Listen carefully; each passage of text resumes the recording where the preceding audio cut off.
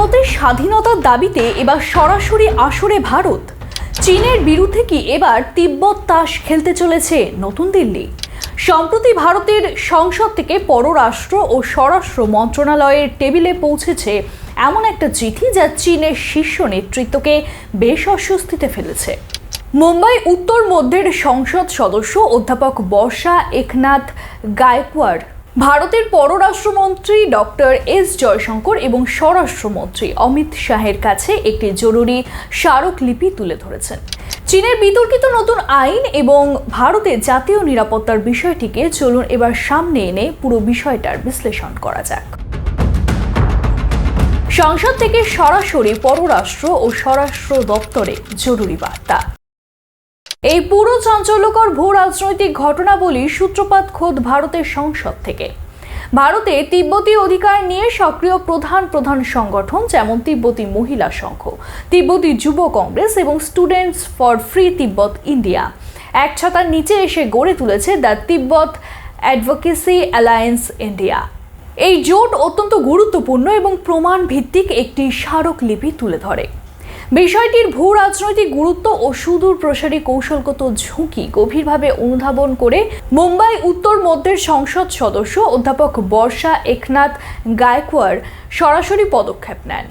তিনি ভারতের পররাষ্ট্রমন্ত্রী ডক্টর এস জয়শঙ্কর এবং স্বরাষ্ট্রমন্ত্রী অমিত শাহের দপ্তরে একটি অত্যন্ত তাৎপর্যপূর্ণ আনুষ্ঠানিক চিঠি হস্তান্তর করেছেন। চিঠিতে তিনি কেন্দ্রীয় নেতৃত্বের দৃষ্টি আকর্ষণ করে স্পষ্টভাবে তুলে ধরেন যে তিব্বতে বেইজিংয়ের বর্তমান আগ্রাসী নীতি কেবল একটা নির্দিষ্ট অঞ্চলের মানবাধিকার সংকট নয়, এটা ভারতের সীমান্ত নিরাপত্তা, সার্বভৌমত্ব এবং আঞ্চলিক ভূ রাজনীতির স্থিতিশীলতার সাথে সরাসরি সম্পৃক্ত। তাই শীর্ষ পর্যায় থেকে এর নিরাপত্তা ও আইনি প্রভাবের দ্রুত এবং পুঙ্খানুপুঙ্খ পর্যালোচনা হওয়া অত্যন্ত জরুরি। সংসদ সদস্যের এই এক চিঠিতেই স্পষ্ট বার্তা চলে গেছে যে ভারত এই পরিস্থিতিকে আর হালকাভাবে নিচ্ছে না। কিন্তু বেইজিং ঠিক এমনকি ধূর্ত আইন কার্যকর করেছে যার কারণে ভারতের শীর্ষ মন্ত্রণালয়ের টেবিলে এত বড় সতর্কবার্তা পৌঁছালো। সেই বিতর্কিত আইনের আড়ালে চীনের আসল ছকটা কি? চলুন ভিডিওর পরবর্তী পয়েন্টে সেই রহস্যেরই পর্দা উন্মোচন করা যাক। নতুন আইনের আড়ালে সংস্কৃতি ও আত্মপরিচয় মুছে ফেলার গোপন ছক। চীন কার্যকর করেছে তাদের বহুল বিতর্কিত ethnic unity and progress promotion law বা জাতিগত ঐক্য এবং অগ্রগতি সংক্রান্ত আইন। আন্তর্জাতিক মহলে বেইজিং দাবি করছে এই আইনের উদ্দেশ্য নাকি অর্থনৈতিক উন্নয়ন, সামাজিক সংহতি এবং আধুনিকায়ন। কিন্তু তিব্বত বিশেষজ্ঞ, আন্তর্জাতিক বিশ্লেষক আর মানবাধিকার কর্মীদের মতে এই চটকদার প্ররোচনার আড়ালে আসলে চলছে তিব্বতের শত শত বছরের প্রাচীন বৌদ্ধ ঐতিহ্য, নিজস্ব ভাষা এবং স্বতন্ত্র আত্মপরিচয়কে রাষ্ট্রযন্ত্রের জোরে চিরতরে মুছে ফেলার গভীর চক্রান্ত। বাস্তব ক্ষেত্রে এই আইনের মাধ্যমে তিনটে প্রধান ভিত্তির উপর তীব্র আঘাত হানা হয়েছে। মাতৃভাষার উপর সরাসরি আঘাত। তিব্বতের স্থানীয় স্কুলগুলোতে নিজস্ব মাতৃভাষা তিব্বতীর চর্চা কার্যত সংকুচিত করে বাধ্যতামূলকভাবে ম্যান্ডারিন ভাষা চাপিয়ে দেওয়া হয়েছে। এর ফলে নতুন প্রজন্মকে নিজেদের হাজার বছরের ইতিহাস, সাহিত্য এবং শিকড় গোড়া থেকে পুরোপুরি বিচ্ছিন্ন করে ফেলার পরিবেশ তৈরি করা হচ্ছে। ধর্মীয় আশ্রমে প্রশাসনিক নিয়ন্ত্রণ এবং নজরদারি। তিব্বতের পবিত্র বৌদ্ধ মনেস্ট্রি বা ধর্মীয় আশ্রমগুলোতে প্রশাসনিক ও নিরাপত্তার নজরদারি নজিরবিহীনভাবে বাড়িয়ে দেওয়া হয়েছে। সন্ন্যাসীদের স্বাধীন ধর্মাচরণের ওপর নজরদারি বাড়িয়ে ধর্মীয় স্বাধীনতাকে সরাসরি রাষ্ট্রীয় মতাদর্শের অধীনে নিয়ে আসা হচ্ছে। পরিকল্পিত সিনিকাইজেশন বা জোরপূর্বক রূপান্তর। সামগ্রিকভাবে এটা একটা সুপরিকল্পিত অ্যাসিমিলেশন পলিসি বা আত্মীকরণ নীতি। এর মূল লক্ষ্য হলো তিব্বতী সমাজের স্বতন্ত্র বৈশিষ্ট্যগুলো ধ্বংস করে পুরো অঞ্চলকে জোরপূর্বক বেইজিংয়ের সম্পূর্ণ অনুগত ও নিয়ন্ত্রিত একটা কাঠামোয় পরিণত করা। কিন্তু সর্বোচ্চ বিপজ্জনক আর বড় প্রশ্নটা হলো চীনের এই আইন কি শুধুই তিব্বতের ভৌগোলিক সীমানার ভেতরেই সীমাবদ্ধ, নাকি এর বিষাক্ত এক জাল আন্তর্জাতিক সীমানা পেরিয়ে খোদ ভারতের মাটিতে শান্তিতে বসবাসকারী মানুষের ওপরেও ছড়ানোর চেষ্টা চলছে? পরের পয়েন্টে আমরা জানবো এই আইনের এমন এক মারাত্মক দিক যা ভারতের অভ্যন্তরীণ নিরাপত্তা আর সার্বভৌমত্বের জন্য সরাসরি একটা বড় সতর্কবার্তা। দেশের সার্বভৌমত্ব ও বহিরাগত নজরদারির বড় ঝুঁকি। চীনের এই নতুন আইনের সবচেয়ে সংবেদনশীল এবং উদ্বেগের দিকটা হলো এর তথাকথিত এক্সট্রা টেরিটোরিয়াল রিচ বা নিজেদের ভৌগোলিক সীমানার বাইরে গিয়ে আইনি কর্তৃত্ব খাটানোর চক্রান্ত। বেইজিং এমন কিছু বিতর্কিত ধারা এই আইনে অন্তর্ভুক্ত করেছে যার মাধ্যমে তারা দাবি করছে চীনের সীমানার বাইরে বিশ্বের যে কোনো প্রান্তে বসেও যদি কেউ তাদের এই নীতির সমালোচনা করে তবে তাকে আইন লঙ্ঘনকারী হিসেবে গণ্য করে টার্গেট করা হতে পারে। এই কৌশলটি মূলত ভারতের ভূখণ্ড ও সার্বভৌমত্বের উপর সরাসরি আঘাত করার একটা সুদূরপ্রসারী অপচেষ্টা। ভারতে বসবাসকারী তিব্বতীদের ওপর মানসিক চাপ। ভারতে কয়েক দশক ধরে সম্পূর্ণ বৈধ আর শান্তিপূর্ণভাবে বসবাসকারী তিব্বতী শরণার্থী ও তাঁদের গণতান্ত্রিক অধিকার সংস্থাগুলোকে পরোক্ষভাবে চাপের মুখে ফেলার ফন্দি আঁটা হচ্ছে। সার্বভৌমত্বে অধিকার হস্তক্ষেপ। ভারতের নিজস্ব ভূখণ্ডে অবস্থান করা কোনো ব্যক্তি বা সংগঠনের উপর অন্য কোনো দেশের একতরফা আইন কার্যকর করার চেষ্টা ভারতের ভৌগোলিক সার্বভৌমত্ব এবং অভ্যন্তরীণ নিরাপত্তার জন্য সরাসরি একটা কৌশলগত ঝুঁকি। মত প্রকাশ রোধ ও অদৃশ্য নজরদারি। গণতান্ত্রিক কাঠামোর ভেতর কাজ করা সংগঠনগুলোর স্বাভাবিক আর শান্তিপূর্ণ কণ্ঠরোধ করতে এই ধরনের বহিরাগত আইনি কাঠামো তৈরির চেষ্টা চালানো হচ্ছে। একটা স্বাধীন আর সার্বভৌম গণতান্ত্রিক রাষ্ট্রের মাটিতে দাঁড়িয়ে থাকা মানুষের উপর বিদেশিদের কোনো রাষ্ট্র কি এভাবে নিজেদের নিয়ন্ত্রণ চাপিয়ে দিতে পারে? কখনোই নয়। কিন্তু এই চক্রান্ত কেবল রাজধানী বা শহরের আইনি বিতর্কেই আটকে নেই। এর সরাসরি কৌশলগত আঁচ পড়তে শুরু করেছে ভারতের অত্যন্ত স্পর্শকাতর অরুণাচল প্রদেশ সংলগ্ন উত্তর সীমান্তে। এই ডেমোগ্রাফিক বদল কিভাবে নিরাপত্তার জন্য নতুন চ্যালেঞ্জ তৈরি করছে, চলুন ভিডিওর পরবর্তী পয়েন্টে এটাই বিস্তারিতভাবে দেখে নেওয়া যাক। অরুণাচল সীমান্ত ও আঞ্চলিক স্থিতিশীলতায় নতুন কৌশলগত ঝুঁকি। তিব্বতের ভেতরের এই পরিবর্তন কেবল তাদের অভ্যন্তরীণ ভূখণ্ডের কোনো সাধারণ প্রশাসনিক বিষয় নয়, এর সরাসরি ও সুদূর প্রসারী কৌশলগত প্রভাব এসে পড়েছে ভারতের উত্তর সীমান্তে। তিব্বতের শতাব্দী প্রাচীন জনমিতি বা ডেমোগ্রাফি এবং তাদের স্বতন্ত্র সংস্কৃতির কাঠামো কৃত্রিমভাবে বদলে দেওয়ার পেছনে বেইজিংয়ের সুগভীর সীমান্ত আগ্রাসনের কৌশল কাজ করছে। বিশেষ করে অরুণাচল প্রদেশ সংলগ্ন স্পর্শকাতর সীমান্ত এলাকায় এই পরিবর্তনের চক্রান্ত অত্যন্ত বিপজ্জনক রূপ নিচ্ছে। সীমান্ত সংবেদনশীলতা বহুগুণ বৃদ্ধি। সীমান্ত অঞ্চলের ঐতিহাসিক, সামাজিক আর সাংস্কৃতিক যোগসূত্রগুলোকে পরিকল্পিতভাবে দুর্বল করে চীন সেখানে নিজেদের সম্পূর্ণ অনুগত ও নিয়ন্ত্রিত একটা পরিবেশ তৈরি করতে চাইছে। কৌশলগত ভারসাম্য বিনষ্ট করার চেষ্টা। তিব্বতী জনগোষ্ঠীর নিজস্ব স্বকীয়তা এবং ঐতিহ্য নষ্ট হলে পুরো হিমালয় অঞ্চলের প্রাকৃতিক আর সামাজিক ভারসাম্যের উপর দীর্ঘমেয়াদী নেতিবাচক প্রভাব পড়বে, যা ভারতের সীমান্ত ব্যবস্থাপনায় নতুন আর জটিল নিরাপত্তা চ্যালেঞ্জ তৈরি করবে। ভারতীয় সামরিক আর গোয়েন্দা বাহিনীর সর্বোচ্চ সতর্কতা। যে কোনো ধরনের অপ্রত্যাশিত সীমান্ত চাপ বা অনুচিত পদক্ষেপ মোকাবিলায় ভারতীয় নিরাপত্তা বাহিনী, সেনা আর গোয়েন্দা সংস্থাগুলো প্রকৃত নিয়ন্ত্রণ রেখা জুড়ে সার্বক্ষণিক কড়া নজরদারি আর সর্বোচ্চ সতর্ক অবস্থান বজায় রেখেছে। সীমান্ত সুরক্ষায় ভারত যখন যে কোনো পরিস্থিতি মোকাবিলায় সম্পূর্ণ প্রস্তুত, ঠিক তখনই আন্তর্জাতিক মহলেও এই আগ্রাসনের বিরুদ্ধে তৈরি হয়েছে একটা তীব্র মানসিক ক্ষোভ। কিন্তু এই প্রতিবাদের আগুন কতটা ছড়িয়ে পড়েছে যে স্বয়ং রাষ্ট্রপুঞ্জের সদর দপ্তর পর্যন্ত কেঁপে উঠেছে। আন্তর্জাতিক মঞ্চে তীব্র মানবিক উদ্বেগ ও বিশ্বজুড়ে প্রতিবাদের ঝড়। চীনের এই দমনমূলক নীতির প্রভাব এখন আর তিব্বতের মালভূমি বা হিমালয়ের দুর্গম পাহাড়ি উপত্যকার মধ্যে সীমাবদ্ধ নেই। এটা আজ রূপ নিয়েছে একটা গভীর আন্তর্জাতিক মানবিক সংকটে।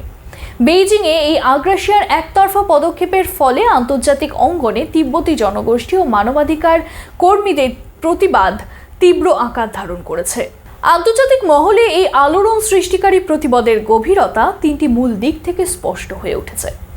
জাতিসংঘের সদর দপ্তরে বৈশ্বিক প্রতিবাদের গর্জন। নিউ ইয়র্কে অবস্থিত রাষ্ট্রপুঞ্জ বা জাতিসংঘ হেডকোয়ার্টারের বাইরে থেকে শুরু করে ইউরোপ, আমেরিকা ও এশিয়ার প্রধান গণতান্ত্রিক রাজধানীগুলোতে তিব্বতী অধিকার কর্মীরা সোচ্চার হয়েছেন।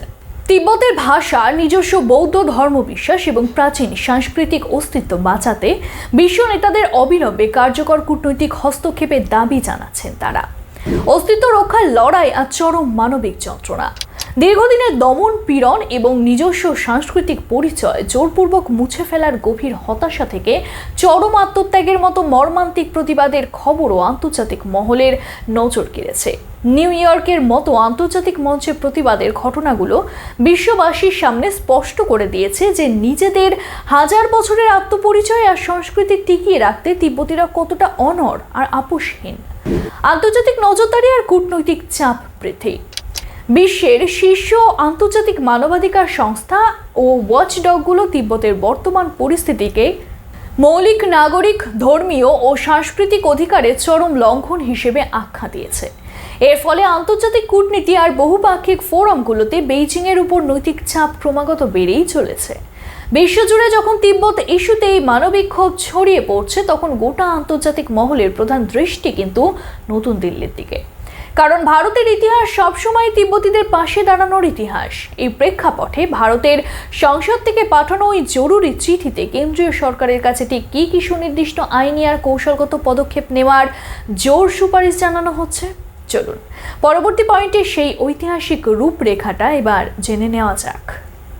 ভারত সরকারের প্রতি সুনির্দিষ্ট আইনি আর কূটনৈতিক পদক্ষেপের আহ্বান। সংসদ সদস্যের পাঠানো এই ঐতিহাসিক চিঠিতে কেবল আশঙ্কার কথাই বলা হয়নি, বরং কেন্দ্রীয় সরকারের নীতি নির্ধারকদের সামনে দুটো অত্যন্ত শক্তিশালী সুনির্দিষ্ট সময় উপযোগী পদক্ষেপ নেওয়ার রূপরেখা তুলে ধরা হয়েছে। অভ্যন্তরীণ নিরাপত্তা আর আইনি সুরক্ষা নিশ্চিত করা।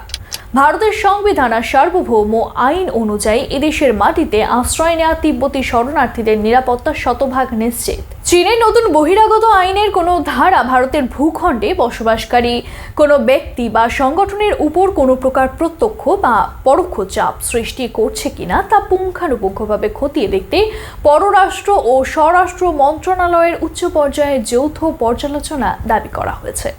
ভারতের আইনি সুরক্ষাই হবে বিদেশি যে কোনো চাপের বিরুদ্ধে প্রধান প্রাচীর। আন্তর্জাতিক কূটনীতিতে সক্রিয় অবস্থান নেওয়া।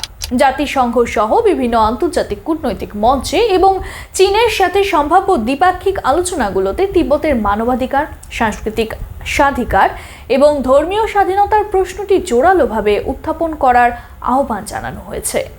অর্থাৎ তিব্বত প্রশ্নে শুধুই আত্মরক্ষামূলক অবস্থান বজায় না রেখে আন্তর্জাতিক ফোরামে ভারতের ঐতিহাসিক নৈতিক অবস্থানকে সামনে রেখে সক্রিয় কূটনৈতিক নীতি গ্রহণের স্পষ্ট প্রস্তাব রাখা হয়েছে। ভারতের এই সম্ভাব্য পদক্ষেপগুলো গোটা অঞ্চলের ভূ রাজনীতিতে নতুন একটা সমীকরণ তৈরি করতে পারে। কিন্তু প্রশ্ন হলো, ঠিক এই সময়ে এসে চীনের এই আইন কার্যকর করার পেছনে আসল তারা কি? এর পেছনে কি পরম পূজনীয় 14তম দলাই লামার উত্তরসূরি নির্বাচন নিয়ে বেইজিংয়ের কোনো দীর্ঘমেয়াদী গোপন ছক কাজ করছে? চলুন ভিডিওর পরবর্তী পয়েন্টে এই জটিল আর সংবেদনশীল ভূ রাজনৈতিক সমীকরণটারই খোলসা করা যাক। দলাই লামার ঐতিহ্য ও বেইজিংয়ের সুদূর প্রসারী মাস্টার প্ল্যান।